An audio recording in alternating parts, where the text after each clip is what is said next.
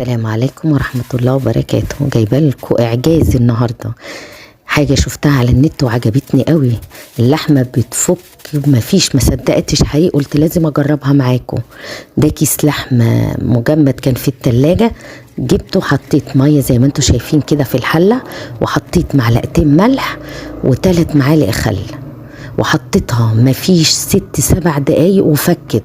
استغربت، حطيتها وحطيت عليها فخارة في المية وسبتها شوية على كام دقيقة على الناحية اللي انتوا شايفينها كده.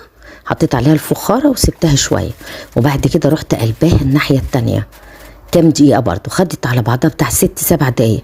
واتفاجئت حقيقي، اتفاجئت لقيت اللحمة فكت. اختراع حقيقي رهيب، قلت لازم اجربه.